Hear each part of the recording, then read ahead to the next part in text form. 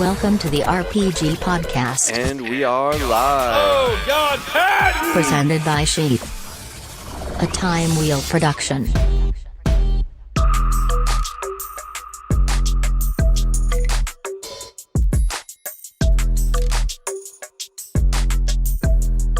Welcome, everyone, to another episode of the Robert Patton Global Podcast. It's sponsored by SHEATH Underwear. We have a very special guest, a guy that we've been working with for quite some time. He is the WBC US NBC middleweight title belt holder in boxing. His name is Eddie The Hunter Ortiz. Thank you for joining me, Eddie. Of course, man. Of course. Thank you for having me. Yeah, I just recently started training in boxing and I love it. I had been doing jiu-jitsu since I was like 19-ish and love that too. Love that, kind of the physical resistance against an opponent that you don't get when you're training yourself. It's like you can't really push yourself as hard as you can when your ego and like somebody else is trying to score on you when that's on the line. It's very humbling, huh? I think any martial art would do that to anybody. I think you kind of go in there with the ego thinking that, oh, I've done this in school or in the street or something, and then you get beat up one day and it's like, okay, this is completely different, How did it start for you with boxing? So for me, I always wanted to fight as a young kid. My dad had one of those brown boxes where you're able to get the pay-per-view for free. Nice. Me too. Yeah. We would always watch the Oscar De La Hoya pay-per-view fights or whoever was on at the time back then in the late 90s, early 2000s. And I always wanted to do it. My mom and dad never let me. I was a baseball player my whole life. And when I turned 18, I decided, hey, man, I'm always getting in fights in school and in the street. I might as well go to the gym and test myself. So I thought I was going to go in there and beat everybody up that they put me in there with, man. No, that didn't happen. I got beat up the first time I got in the ring. So ever since then, I fell in love with it, man, because it was something that I wanted to learn. I hated school. I was good at it, but I hated it. I didn't like going, so I was always skipping. But boxing was something that, I didn't want to skip and I didn't want to miss. So I'm going on 11 years now, every day straight about boxing. So, yeah, I see you training and you're fast. You looks like you got what it takes. And, but just like the love and the passion, you just said every day straight for 11 years, that's the dedication and commitment you would need to, like, you have to be obsessed, right? 100%, man. 100%. I mean, you have to be obsessed with more than just the idea of the sport itself or of fighting. You have to be obsessed and you have to really trust the process of the training, the things that you don't really like doing, taking the ice baths after training, doing your physical therapy, all that stuff, all the little extra nuances that are overlooked a lot of the time because people don't want to do them. You got to fall in love with that part. I think that's more important. Yeah, the whole picture, you train hard and you have to recover. It's all very interesting. This podcast is about, like success and mental fortitude and being in the flow states and things like this. What's your philosophy on success and making and being the best at what you do? Always questioning yourself. Even when you think you found the right way to do things, neglect it and try to find another way and build your own recipe of ingredients that works for you, but also stay on the lookout. Because I've always been told and I always believed that once you feel like you've known everything in the game, whatever kind of game you're in, once you feel you've known everything, that's when you should quit. Yeah, right. I'm constantly trying to learn new things, man. Constantly. Yeah, like my dad said, the more I learn, the more I know I don't know. And the more I go through life, the more I realize anything can happen, but we do have control over ourselves. And that's, the only thing you really have control over. So you were saying something about ice baths a minute ago, and I've been getting involved with that whole Wim Hof training. Yeah, I like Wim Hof. Yeah, I love some Wim Hof. But since it's winter here in Colorado, I kind of taken a break from ice baths. But I'd imagine. how often do you do those?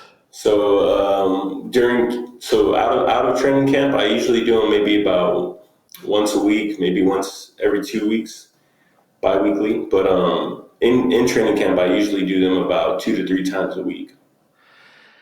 Do you?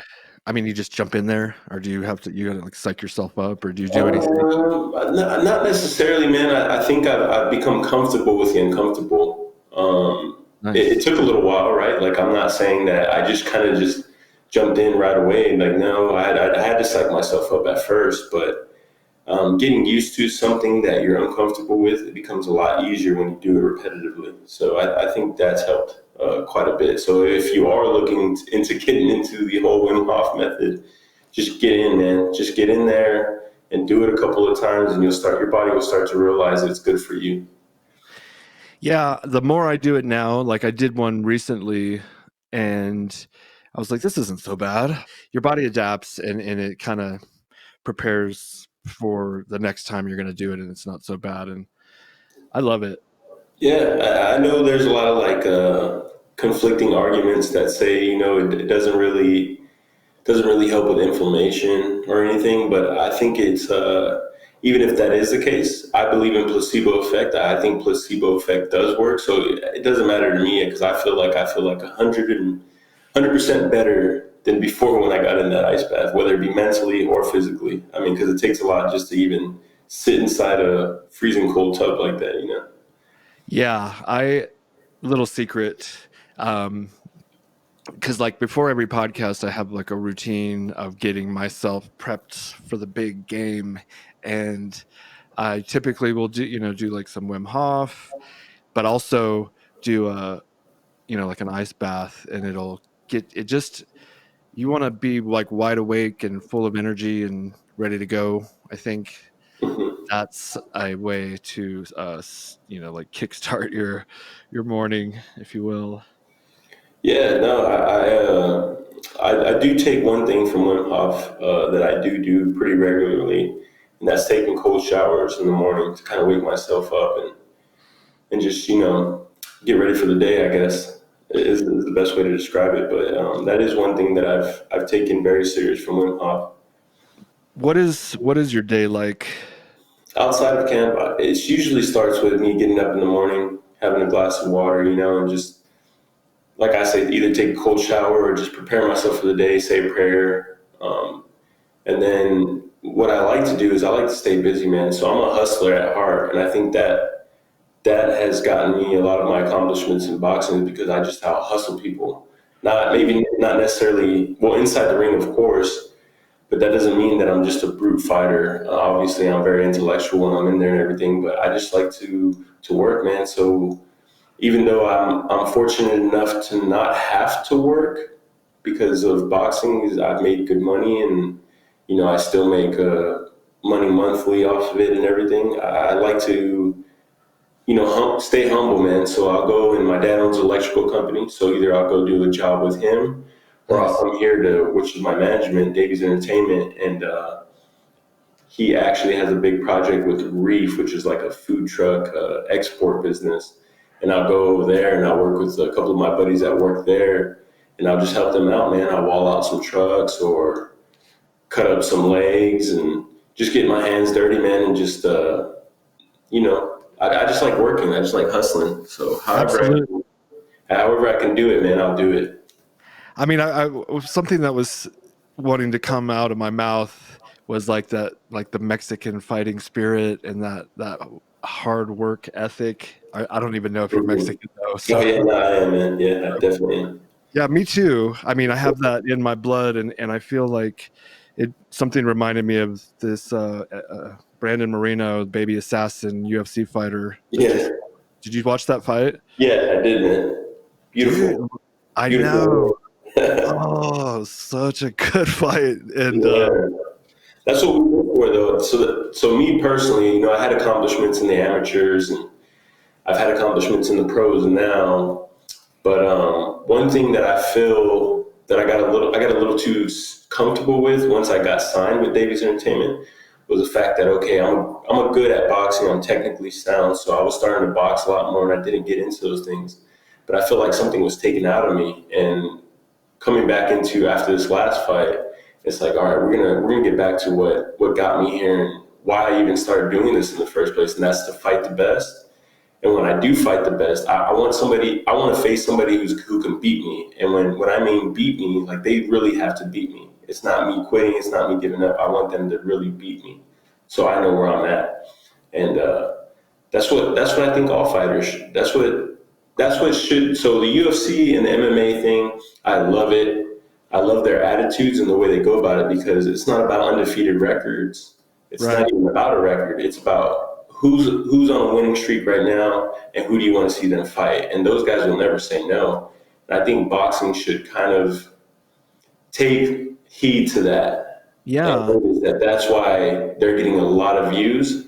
I'm not saying boxing's not because boxing's on the come up again, thankfully. Definitely. But same time, I think fighters should be taking chances. They should be taking risks. Well, I think like you just said, though, it's the organizations and the way they're viewed when you lose, you know, you're not 50-0 like Floyd Mayweather, then you're not perfect and this and that. But with McGregor, I was thinking about McGregor because my only like resistance to what you were saying is him right now. And I feel like not that he's taking easy fights, you know, I feel like he fought the best in the beginning, but like he already beat Poirier and he already beat, and like Cowboy, no offense, love ya. He's on our team. Yeah. But I feel like he picked Cowboy because he thought he could beat him, not like he's picking these guys that he did want to fight Khabib again. I don't know. But like I do like that whole attitude of, you know, fighting the best because that's going to bring the best out of you, right? Yeah, man. I mean, what else are we in the sport for? I mean, I'm not in boxing. I'm thankful, like I said, and I'm grateful that I get paid to do this because I do this for fun, man. And I know people try to say that the fight game it's not a game, you know, that it's serious, but to me it is. To me, I love to do this. It's just fun to me. Nice. That's You know, better. so it's not about the money and it's not about the fame. For me, I love trophies, man, and I love being better than the other person that's in the ring with me. If they're the better man, I'll tip my hat off to them. But I'm gonna give them hell. You know what I mean? For however long we're in that ring. So I just love to do it. I can like I said, I love hustling, and I have a online store. I do work on the outside of this. I have a lot of different ventures that I can kind of, you know, make money off of and still be able to do this and not have to worry about income for my bills, etc. You know, so Yeah, it's like multiple revenue streams coming in. Smart. yeah. And you're having a good time, you know, you want it to be fun. I love my job.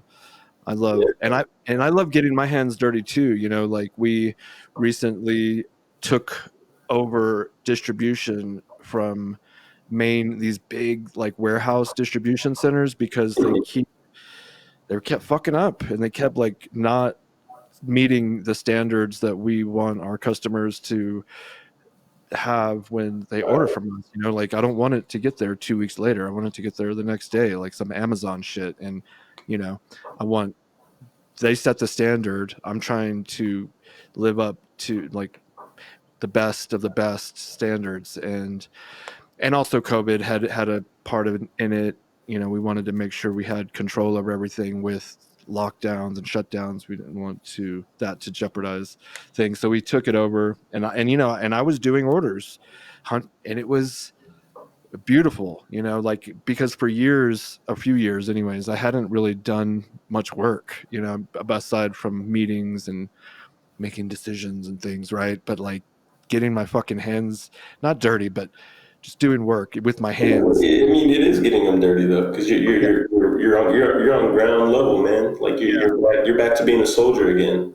Yeah, I was on the front line, and I remember I was listening to some music, and it was this song by Sia, like called Chandelier, and she's talking about like swinging. I love that song, man. I do too, right? From the chandeliers, and as I was listening to it, I was like visioning myself swinging from chandeliers, but also I'm like pulling out fists full of underwear to go fill these orders, and I'm talking like it was too heavy for me to carry at the end. So many pairs of underwear that I couldn't like carry them in one load to go to the processing station, and it just like hit me like like we did it.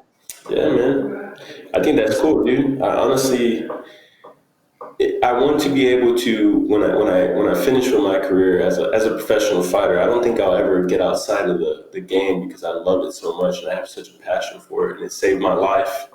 It definitely saved my life, and I can say that honestly. And so I want to be able to open my own gym, like my own business that would revolve around that, and I want to be there. I want to be a part of that. The way you're saying, like, oh, we had distribution centers that were fucking up, it's because nobody's going to want to do it the way you want it done. So from my point of view, I think the whole COVID thing might have been a blessing for you, right? I'm not saying it's a blessing for everybody, and I'm not saying it's not bad for you, but I'm saying at the same time, you knew what was happening over there. I think it was just kind of the universe just talking back to you, man, and set it up for you to be like, you know what, here you go. It's on your hands now. That's cool. I just try to like stay grateful and in tune with what the universe wants me to be doing, and so yeah, when that happened, I was like, okay, we got to take some action, and it's been a beautiful experience. I'm definitely, it really helped us get things back in just, my brother would say, like solidifying the brick, making the foundation strong and making sure we're, taking care of the organizational aspect aside from just the promotion. The promotion is always fun. We get to work with fighters, and comedians, and this and that, and we're always trying to be creative. Well, I mean, y'all got an ingenious product, man. I live out of these things, man. I mean, I'm wearing a pair right now. I wear them all the time. That's the only underwear I will ever wear. You're too kind. You're too kind. Well, and I mean it though. Even if you weren't the owner, I'd be telling you the same thing. I've heard good things. We get the reviews. It's really like humbling, and I'm also honored. And it was just a weird stroke of good fortune and a little bit of hard work, dedication, and determination. But just having that direction to go towards, and then having the type of spirit that I think you possess, like me, that just just fighting, Yeah, keep pushing. It's fun. I get a kick out of working hard. I was in the Army and I did well. I was very competitive amongst my peers, and I kind of shined in comparison and really stood out. And it's all just effort. I wasn't special in any way. I'm not like this super gifted, physically fit individual, very average. And you're not like this Francis Ngannou type freak athlete. I feel like, do you feel like, like the hard work beats talent and every day or whatever? I think hard work beats talent when talent doesn't work hard, right? I think it's the old adage. But it's I think that coupled with a lot of different, variables, but I was blessed. I was blessed with height. I was blessed with being a southpaw. But at the end of the day, that's not going to win me a fight all the time. I think it takes a lot of digging and a lot of hard work, like you're saying. That's why I always view my cup half full rather than half empty, and I just work hard, man, because I know at the end of the day what my goal is, and that's to feed my family and make sure that my mother and my father are taken care of when they get older. So I know I have to hustle, and this is I'm hitting my prime now, so it's like I gotta really double down on this. So we were talking about your day and what it's like. You get up, get ready, get your mind right and whatnot. And then what do you do? Yeah, you go do like jobs and stuff. But as far as training, I guess, how many hours a day? And so I usually try to train twice a day. So I'll do my strength or my conditioning in the morning, usually around 5 a.m., 5:30 a.m. Yeah, and then I'll do whatever I have to do throughout the day. This is outside of training camp. I'll go and do whatever I got to do throughout the day. Then I'll train again in the evening, and that's basically just boxing training and just doubling down on things that I need to fix, or even just doubling down on things that I want to even progress at that I'm already good at. Inside of camp, though, that's completely different. So I'll get up at the same time in the morning, do my strength conditioning. I'll go do a whole bunch of recovery sessions. I'll fuel up, I'll rest, and then I'll go and train in the evening again. I'll do the same thing, recovery sessions throughout the night. Sometimes I'll spar after that. It just depends. Do you like sparring? Yeah, I love it, man. Is that the best? It's like scrimmage. That's like the scrimmage of the fight game, you know? Yeah. No, I want to spar. You know Stephen Wiley, right? Yeah. We were supposed to do like this MMA match, but he's like 40 pounds more than me. Yeah, that's what we do now, man. I know, he's getting all jacked. He's been sending me these workouts that him and, do you know Austin Berg? Yeah, the big old Austin dude, yeah, exactly. He's like, he was on the podcast too, but for anyone that doesn't know, he just became a pro like bodybuilder. I think you have to win top 2 of this United States competition, and he came in either first or second, so he went pro. But anyway, so they're sending me these workouts, and it's pretty sweet. Like, it took me like a good hour to go through all of them yesterday, and but my point is, so he's 40 pounds more than me, and now I'm thinking maybe we do like one of those Tyson Roy Jones boxing sparring, like an exhibition, a little sparring session. Yeah, a little exhibition sparring session, because if he would murder me. He's too strong. But never underestimate yourself, man. The fight of the dog can always be bigger than the dog, you know.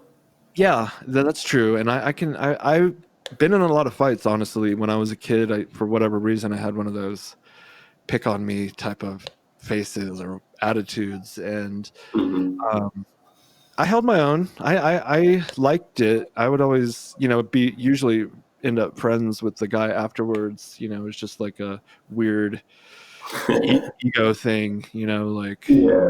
Yeah, especially when you're younger, man, full of testosterone, bro. That's when it's all building up, Yeah, and I don't know. I didn't take no shit. If you want to fuck with me, then let's do this.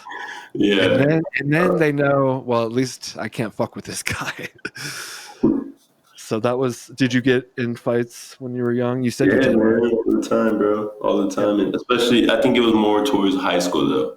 I think so. I was always fearful of fighting, and even to this day, I mean, for a fighter to say that they have no fear, I think that's a bunch of bullshit, man. I think it's good to have a certain amount of fear. I think it can become your friend in a fight because it makes you more aware. It's like a heightened sense of things. I think they say that on the movie 300, how oh yeah, out from the wolf, that it's not fear, it's just a heightened sense of things. And I truly believe that. I think that you just become more aware, your eyes are more clear. So you can make it your friend, or you can let it, beat you up. No, I like that. And this is a weird analogy, I guess, but I've been playing chess a lot recently. Oh, dude, that's cool, dude. I love chess.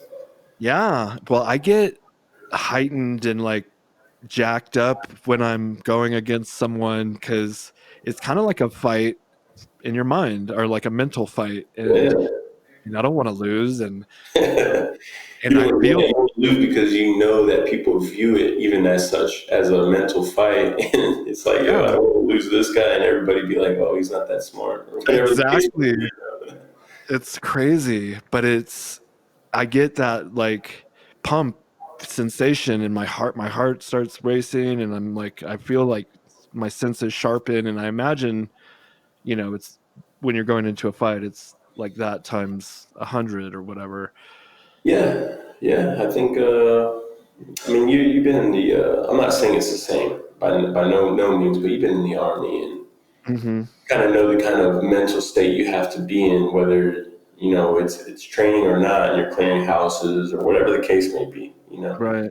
You just have to be aware. You have to be more aware. It's not to say that you have to be more aware. I think your body just kind of goes into it's a flight or flight syndrome, right? So Yeah, I mean, so leading up to the fight, you're like, okay, I mean, I'm doing this. There's no really getting out of this, or I'll look like a coward. So you just kind of accept, that this is happening. Depending on the training camp, because I think all the fights won in the gym, and Mhm. so I think if I know that I left no stone unturned inside of the gym, whether it be sparring, training, whatever the case may be, and I'm doing everything right, that's when I have no fear. It's like no fear that, I'm going to, whether I win or lose, I know I did everything right. And I did everything I possibly could to win this fight. So it's not going to be, on my hands. If he beats me, it's just because he's better than me. Is there any book training that you do for fighting, or is it all in the gym? Book as in like anything that I Like take from a book and kind of place it into my Yeah, well, like a lot of things, but maybe just techniques or anything that I don't know why that came to me, but just that you get from books that you use in fighting. Maybe it's mentally, just yeah. I think there's a lot of mental aspect to books that I choose while I'm in camp for sure. Like I like reading. Anytime I'm getting ready for a big fight, I like reading the book called Bushido, which is about the samurai way of thinking and the Ooh, the art of the samurai, I guess you could say. I yeah. love reading that book. Sun Tzu's Art of War. Love reading that one too.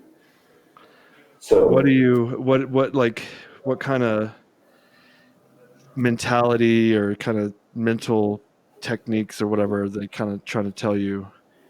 yeah, so I think in the book Bushido, the one thing that I think about daily is that, just you should meditate on 1,000 ways that you would die. So the most fearful way of dying, meditate on that 1,000 times over and over again until you've lived it so many times that it becomes normal to you and you're not scared of it anymore. That's pretty cool. I like Yeah. that. And so the samurai are wicked, man. They're really guys who just, they live to die, especially in war. Yeah, I was talking to another fighter recently, and he was talking about today's a good day to die. He mentioned that movie 300 that was a reference on Mhm. there, and um, I mean, and we can die a million different ways, right? yeah, Like I said, when I was started digging into that philosophy, and I started thinking about the different kinds, and I meditated on these different kinds of ways I could die, whether it be drowning, getting hit in a car, getting shot in the head, how it would feel, and all these things. You start to really feel it, and you start to really put yourself there. And once I started doing that, I said, well, would I want to die like that? Or would I rather be in the ring doing what I love and dying that way? So if I had a choice, I would die in a fight, I yeah. prefer that over the latter.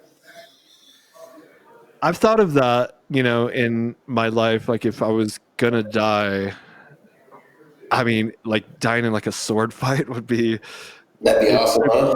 yeah, you'd be like, oh, you got me, and then you kind of slowly die right there. Um, but I'd like to, I feel like the mind is so powerful. I'm very leery of these types of thoughts, but you know what I mean? What you kind of put out Yeah. I'm not saying that it's something that I wish upon myself. there. Right, Of course not, right? That's not right, something I wish upon anybody that's right, in the game that I'm in. But if I had a choice and say, right. okay, if you go down this path, this is how it'll happen. Or if you go down this path, this is how it'll happen.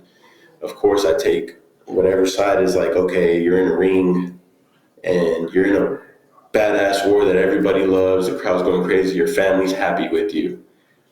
Maybe, yeah, why not? Yeah, it's, I mean, you It's, think of it's tough to say. Tupac or Biggie, It's and a very barbaric way of thinking, I guess, in a way. But at the same time, how else would we be great? How else would I solidify my legacy for my no, family, my children? So, no, absolutely. I mean, it's weird how when people die young for whatever reason, they're immortalized forever, and they become these legends, and yeah. um, And I'm big into my relationship with God, right? So I think my purpose here on earth isn't just to fight though. So I do a lot of things for my community, and I do a lot of things for those that are in need, man. And when I do those things, I feel a lot closer to God. So I know my end game ain't boxing, and I can say that pretty confidently, because when I do those things, I can just feel those vibrations, you know. So Absolutely. Yeah. I mean, anytime you're helping others, it's whatever reason gives you this good feeling. And I'm all about that too. You know, as we become more successful, I don't want to be greedy. You know, I don't want to be like Ebenezer Scrooge. I want to give back and be a part of the community, um, participate. You know, I know a buddy of mine we were talking a few years ago, like in 2015, like what are you going to do when you make it, if you will, you know what I'm saying? Like, mhm. and I want like, who are you going to help? And I was thinking about like disabled children and like in animals that are in need. And 5 years later, I have 15 dogs in my house because we're doing like animal rescue fostering, and one of the dogs had 10 puppies, which is hence 15. But so it's kind of like these things come to fruition is kind of like another point of this podcast is what you think about, you bring about, and like the set goals and they'll have like it's very likely that they're going to happen if you just keep working toward it. I know like the book The Secret or the movie The Secret, I was really a big fan of, and I give a lot of credit to my success for just helping me shift my way of thinking. But it's not just wishing and visualizing and then just hoping it's going to happen. You wish and you visualize and then you get to work. Yeah. Like and like, for instance, I'll be meditating on this thing that I want, or not, whatever it is, like I'm trying to design a new pair of underwear or whatever, and then the inspiration comes to a picture in my mind, and then you draw it. But if you don't take action on that inspiration from God, I feel that's where it's coming from, the divine. um you have to, like, if you get the inspiration, and this is for any area in your life, wherever, like, that's God talking to you, go fuck, unless he's telling you to go kill some people, but go do. I always caveat that. I always like, anyways, just go do the thing instead of just, because people will talk themselves out of it. I know another buddy of mine who was telling me this on a podcast, and he's just like, I have these ideas, but then I rationalize why I don't need to do it, and then he doesn't do it. I think that's it though, right? Like, I think not giving yourself enough time to think of why not to, and just do it. Like you're saying, just do it. Just as soon as it comes to your head, just be like, all right, and start on the process. Yeah, and that's actually another thing that's in these books that I read. I'm in The Universe Likes Speed. No, that was from The Secret also. The Universe Likes Speed. When you get the inspiration, do it, because it might not, that opportunity might be gone by the time you get around to taking action. The door doesn't stay open forever, man. Yeah. We don't live forever. I'm hoping for some technology.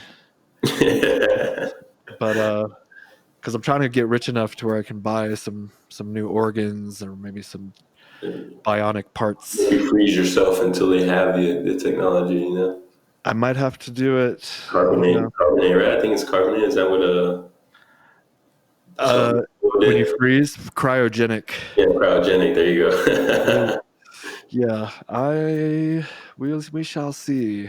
I'm hopeful. I was listening to Rogan. Do you listen to other podcasts? Yeah, I've listened to Rogan quite a few times for sure. Especially maybe a few years ago, I was really listening to him quite a bit. Yeah, a few years ago. Me too.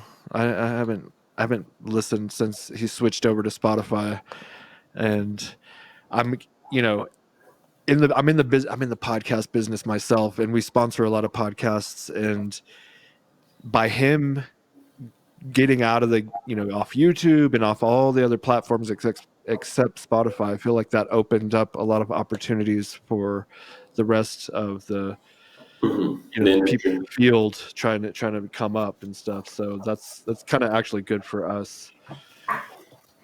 Yeah, man. I mean, he was probably taking a lot of numbers, man, for sure. I Yeah, mean, it's just I like a would big see his nut. YouTube, even his YouTube little clips, small clips, or couple million views. You know what I mean?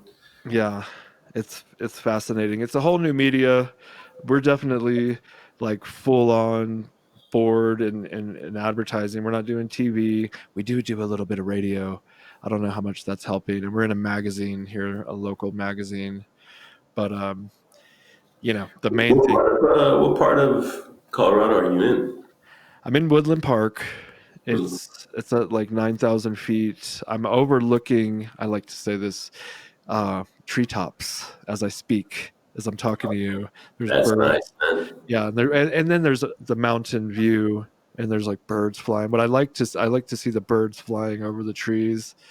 But I'm looking at Pikes Peak, which is the, Yeah, the I know tallest what that mountain. weekend, man. That's cool. Yeah, I'm very blessed. A lot of hard, a lot of hard work and whatever. But it's I don't know. I just try to stay grateful. How do you stay grateful?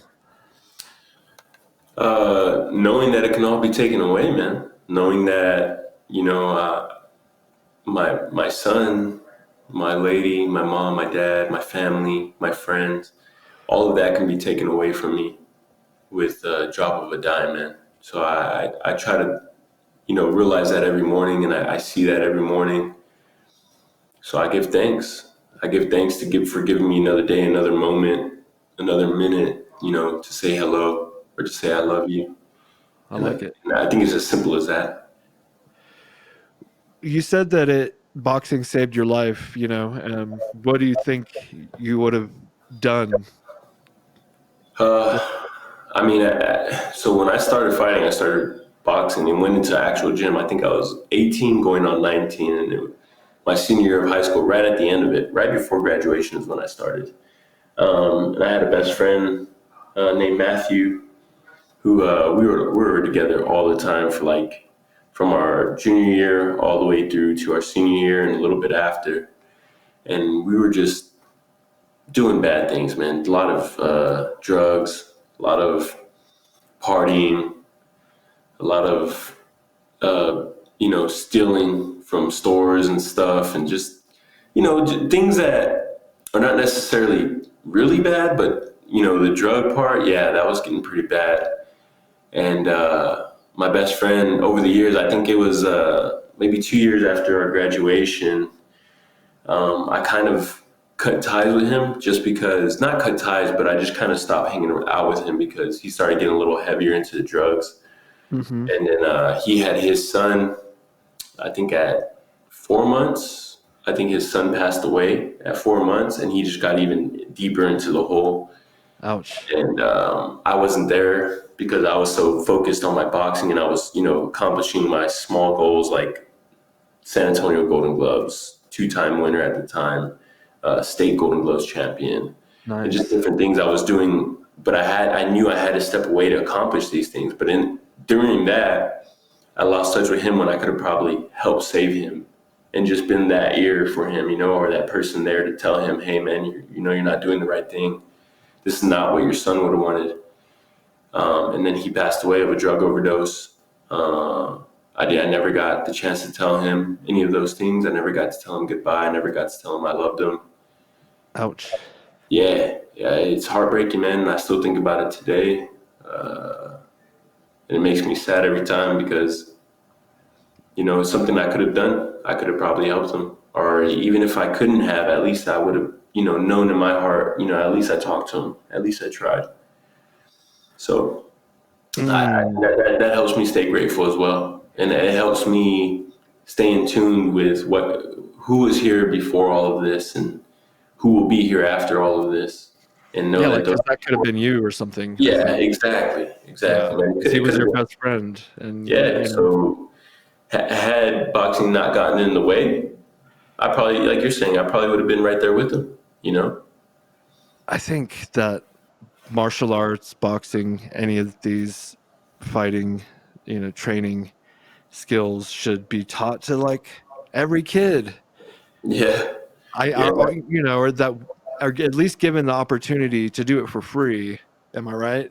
Yeah, I 100% agree, and I think that's something that I'm going to be doing once all this kind of passes over. I want to kind of go over to like the Boysville, San Antonio, or just any shelters or anywhere I can go, and just try to offer my services for free, and just try to let these kids know, like, hey, you want to do something, you could do it. There's always a way out, whether it be through boxing or whatever, but it requires discipline. And one thing boxing or any martial art does require is discipline.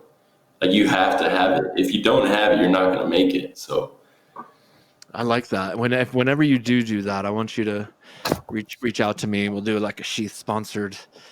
Got to get some. most definitely, man. Most definitely. I'm all. Yeah, I don't push it out there. Because I've done it in the past, and I do a lot of give backs. I'll go and buy a whole bunch of McDonald's burgers or something, and I'll just go around and just pass them out, man. Because nice. I don't. Like I say, I'm pretty close in my relationship with God now. I'm getting closer. I never was in the past, but I started getting a lot closer. And the one thing that He asks is that you love your neighbor, almost more than you love yourself.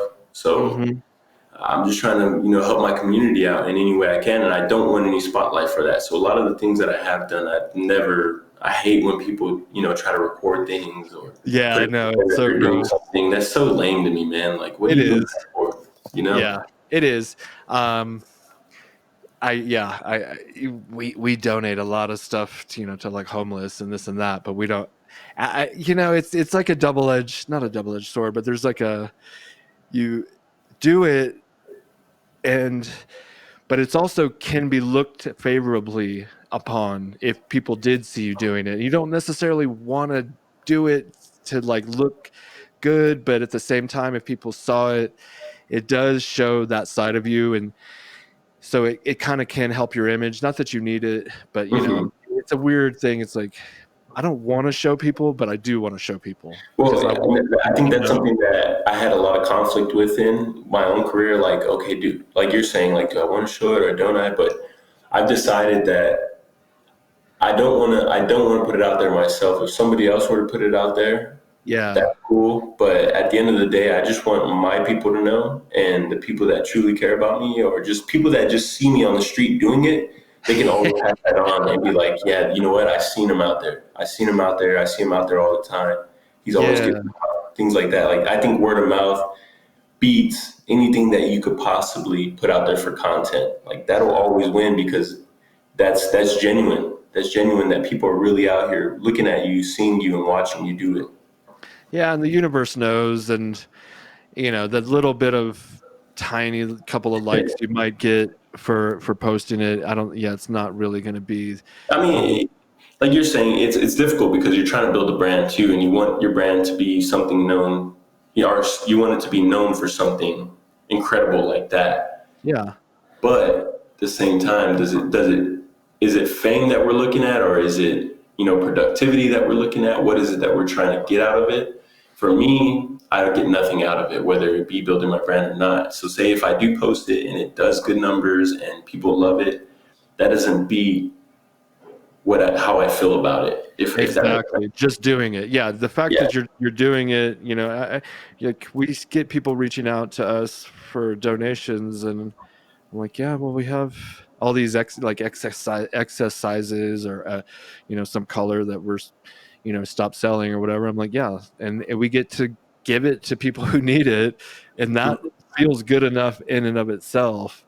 We don't, I'm talking about it right now, but this is, we don't really publicize it. Although I just remembered that we did do it one time where I had my brother bring the camera and stuff, and we went and donated like I don't know, like 500 pair of underwear to a No, local. I saw that. That was a couple of years ago. Was it a couple of years ago? Yeah, in San Antonio, exactly. But that's the thing, right? So people that know you guys and people that understand you guys, they'll see that and they'll be like, dang, that's freaking awesome, because I know these guys. It's out of the generosity of their heart. But it's the other people that have always wanted to, just are just envious that you've had a little bit of success. They're like, oh, no, they're just doing it for likes or this and that. Yeah, exactly. And there will always be those people, Yeah, but at the same time, I think the way you're going about it is the humble way and like the honorable way. Just do it, and if you get recognized, you get recognized. If you don't, you still did something good. Yeah, that's what I'm saying. I'm not in it. I'm not even in the boxing for the fame, man. I love to do this. I love to help people out when I can. I don't care if there's recognition or not. I don't even care if they say thank you. I mean, it would be nice, right? But I don't care. As long as somebody else is taken care of, that's cool to me. I'm happy. That's great. Yeah, I mean, the fact that you found, your passion so young, and a lot of people go through their whole life and don't know what they want to be, Mm-hmm.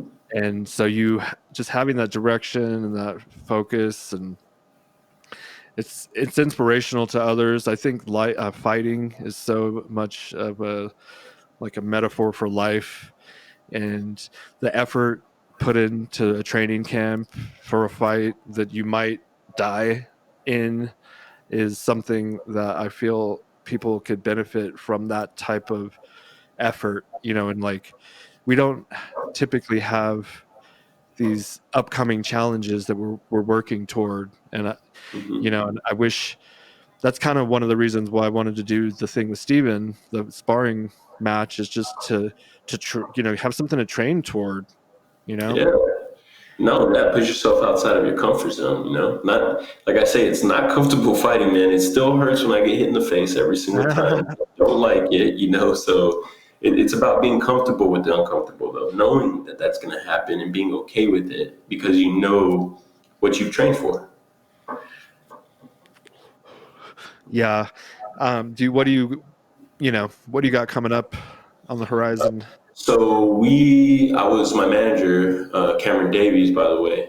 Give him a big shout out. He's helped my career out quite a bit with the platform. He actually just talked to me, and I think we're looking at something in March, back on TV again. So that's always good. I love those opportunities. But I think, so we're looking at March, maybe late February, but I prefer March. How does that work? Because, with the UFC, they just comes on ESPN, but you might be on one channel or, for one promotion and another on another. So thankfully I'm signed with Davies Management, which is perfect because we can kind of shop around to different promotions. I don't want to sign to a single promotion unless they're giving me, a lot of money that I can do a lot of things with, but I'd rather just be able to be, kind of a free agent. Yeah, I know I'll be B-sided and I'll be on the B side of the cards, but you're still giving me opportunities because I can fight. So my last two fights were on PBC. I think this one that was coming up, it should be on a different network. So it might be on like a top-ranked card on ESPN, or it might be on Ring City USA, which is on NBC Sports. There's a bunch of networks out there that are tied with different promotions. So I might be on something else, man. DAZN. DAZN, yeah. DAZN too, man. I'd love that. So one thing I wanted to ask about is just like, we all overcome challenges in our pursuit for greatness. And you did just mention one about your friend and, these types of things. Can you think of anything else that you've gone through and how, where you can talk about how you overcame it? Yeah, the sacrifice of my first relationship with the mother of my child, for sure. I think that was pretty rough. Yeah. It just wasn't with my goals and us being young. We were still young. I think 25 when we had our child. She just didn't, which is understandable. Like now that I look back and a little older, I understand her position on it, but she just couldn't see the vision. Yeah. So we split. It was rough because I love my son with my whole heart, and to be able not to see him every day the way I was kind of hard. He was still a baby, thankfully, and he didn't Yeah. know anything. He did. So now that he's 4, and he knows that dad has his own house and mom has her own house. So that's kind of cool that it happened that early because he knows nothing else. He wasn't able to realize that there was a split, but I think that was the hardest part. I had to go to Finland. I had injured my shoulder, tore my labrum in my left shoulder, a slap tear. So I wasn't fighting. I was out of money. So I was broke. I had to go to Helsinki, Finland to train people to make money. So I think 2017 to 2018 was probably the roughest years of my life so far. Now, I'm not saying that Wow. there's not going to be more, but so far, yeah. So you had to like choose between your relationship because she probably wanted you to like get a real job or something, or what? Yeah. I mean, yeah, basically, at the same time, I'm not just going to blame it all on that. There was a lot of other Yeah. things that, were involved as well. A lot of immaturity on both ends. But at the end of the day, yeah, that's pretty much what the decision was to make. And obviously, I chose what I'm doing now, and I'm thankful for it, man. God put somebody else in my life who was perfect for me, and I believe that it's the same for her, which I'm happy for her and I'm grateful for because that's the mother of my child. So as long as she's happy, my son will be happy. Yeah. These are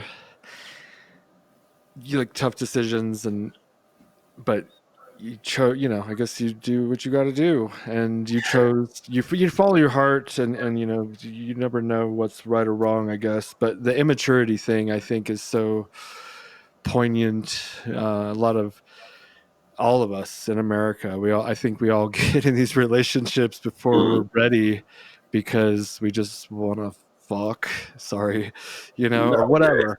yeah, I, no, I I don't mean know. that is what it is, Yeah, we're animals, but like we need to build our careers and get our lives in order before you get in these relationships. I don't, because we've all gone through, it's like weird, like you never meet anyone hardly that's only been with one person. um and it's usually, I don't, there's always these financial stress, or you're just not ready to commit to a person because you don't have your life, I don't know, in order. I guess you can figure it out together as you go along if you find that like perfect person, but hmm Yeah, I um agree. I think yeah, you put it in perfect words. There's a lot of different kinds of variables to it, but it's all the same thing at the end of the day. It's just not a match. yeah.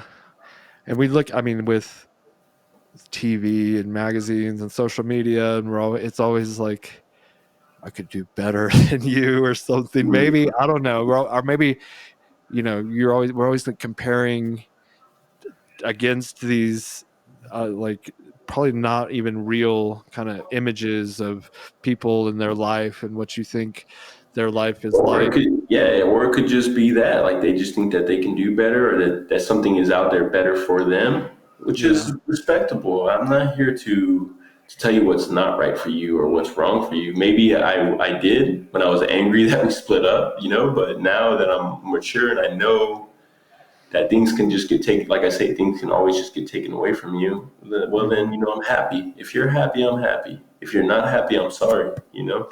Yeah. Yeah. You have a good attitude about it. Um, seem very positive. I try to keep, this is something that I live by. I think this is what I want on my headstone, man. Keep your glass half full rather than half empty, you know?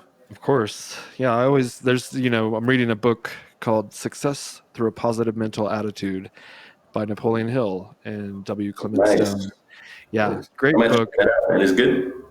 Oh, it's the best. I mean, it's really. He wrote a book called Think and Grow Rich that has all the 17 success principles, and the unique aspect of this book is that he was alive during the time of Thomas Edison, Henry Mhm. Ford, um, like who else? There's this Alexander Graham Bell. And he interviewed all of them. Andrew Carnegie, Rockefeller. He interviewed all these people and wrote a philosophy on success. He's like what makes you different from everyone else? And he just over 500 successful people wrote down all their stories and kind of found the common characteristics or traits of a successful person, and the foremost was a positive mental attitude, and kind of that whole belief that you can do it. Having faith is one of those.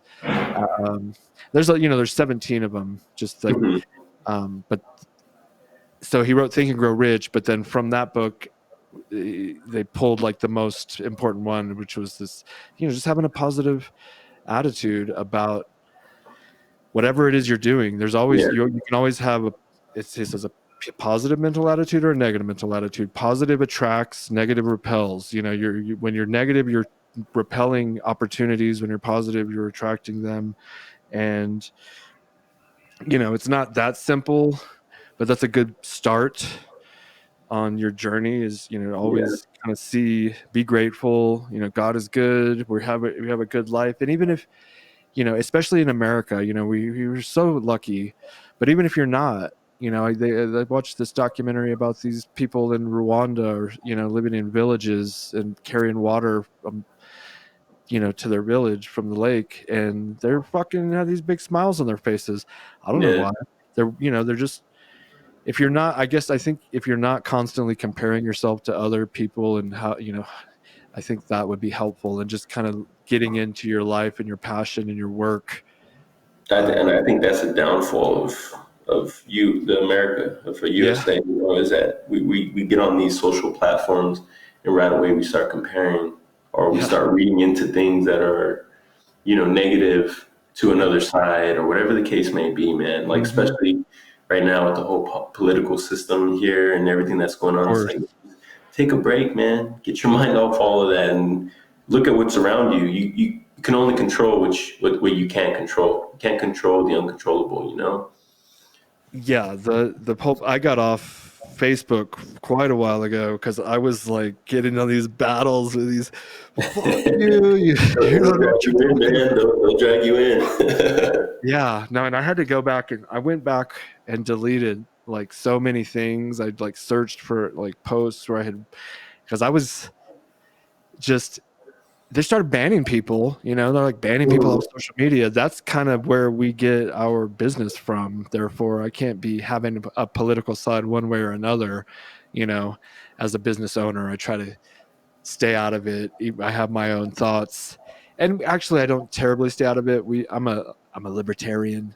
So I'm like in the middle. I'm like a middle. They're all fucking corrupt as far as I'm concerned. But maybe not all of them, but they're all like, they're humans. They're just humans. They're literally just humans who are put in these extreme positions of power. They get tempted by lobbyists and corporations with billions of dollars. They're only doing what any human would probably do in that situation. So I don't necessarily. They're not. And this is just my personal opinion, but I think they're all friends, man. But that's just my belief, No, I agree 100%. And it's all, they're laughing at us to an extent. While man, this is the way I put it, and I think I posted this when I think the Capitol got taken over. I was like, look, man, stop worrying about the Capitol, right? Like, I didn't put it and say stop worrying about the Capitol, but I had a plate of nachos that my lady had made me, a big old plate of nachos. And I just said, worry about paying your bills and eating nachos. Like, that's what I just put. And it was kind of a reference to everything that was going on because people were online. Totally. And it's like, man, stop. Don't worry about all that. That's what they want. At the end of the day, that's what they want. They want separation. They want division. That's how they conquer. That's how you conquer. It's in a book, Absolutely. It's pretty basic. You divide and you conquer. So stop doing that, man. Worry about what you got to worry about, Yeah, on like you said, the nachos right in front of you and your bills. Yeah, man, come on. Your family, your friends, your community, that whole sideshow. It's like I was talking to my wife about it, and I was like, I wouldn't be surprised, and this is my conspiracy theory, is if those were like CIA plants that just are there to make us more divided again. You know what I mean? Like, who's to say that they weren't? You know what I mean? yeah, So, who are those people? And it, you know, I don't know what they were doing besides, you know, showing their discontent for the whole election, you know. So there was good and bad, but it's like people got tired, you know, from it, just fatigued from so much political engagement. I don't know. yeah, no, yeah, I agree. But so, you know, I we'll see where it goes. I'm curious. I had, like you said earlier, about 2020 being kind of like a blessing for me. It absolutely was. For me, I got married. I got a new house. We, It's all I had, perception, man. It's all yeah, perception, how you perceive it to be. yeah. There was a. Did you take? Did you take like a break? I imagine you had to, like, everyone kind of had to stay home and stuff.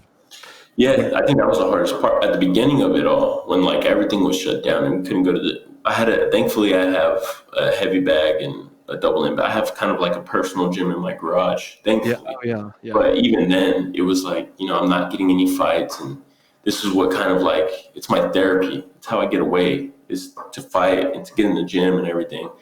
So I had to learn how to rely on my family to be my therapy, to take all that strain and stress away from me.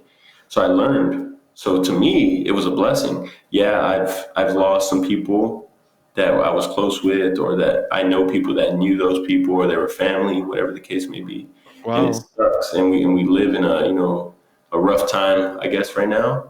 Mm-hmm. But you got to make the most of it, man. Keep that glass half full, and that's what I did. So I channeled my energy that I usually channel into fights. I channeled that back into my family, to learn more of my family, to be better for my family. So I'm grateful too, man. I mean, honestly, 2020 was a good year for me too. I'm not going to complain. It's so crazy. Everyone I talk to, honestly, like my circle, all kind of, well, not all of them, I guess, but for the most part, even my buddy owns a bar. His sales were kind of down, but he got that 50 G's from the stimulus check or whatever. And, and another guy I was talking to, he owns a gym. His gym stayed open the whole time, and he got the money. And like, so some people came out like way ahead. Yeah. And then, the rich get richer, the poor. Yeah, of course, right, of course. But just, but that's what I personally love about America, because when I was in a 1-bedroom apartment in Southern California as a single father with, paying $500 in child support, and like, this is gonna be weird, but I wanted to be on The Apprentice. I looked up to Donald Trump. Mm-hmm. I was like, and I was broke as fuck, but I wasn't mad at him because he was rich. I was like, I want to be that one day. Yeah, it doesn't pay to hate on other people's success. It pays to learn from them and learn from their mistakes, more importantly. Yeah. And the inspiration of it all, and not just him. That's just like a weird example, but it's true. I applied. I wanted to be on The Apprentice, and and here I am. How many years later? 15 years later, 17, something like that. And I'm relatively successful, and I'm still on the path. And I want other people to be inspired by me. Yeah, and I want to, and I want to help people show, like, these books that I read these books. I was just like in the army, and I just did like payroll. I worked at McDonald's. I didn't come up rich and with all the answers. I figured it out. And like you said, learning from other people and their mistakes, but primarily this book, I recommend it almost every podcast. It's Think and Grow Rich, and then The Success Through a Positive Mental Attitude is the second book. But those are the books that I read, and it took me years, if not a decade, or more, for the stuff that I read to kind of play out. But it's like, think of it maybe like a painting. It's like one little stroke at a time, and it's going to take a while for the painting to get completed, but just keep trust the process. Yeah, I just came up with that metaphor right there on the spot. Boom.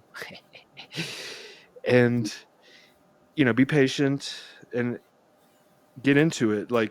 And we're gonna wrap it up here in a minute, but that did just kind of bring something up to me, which is, when you're painting or when you're doing certain activities, you get into this flow state, it's a mental state.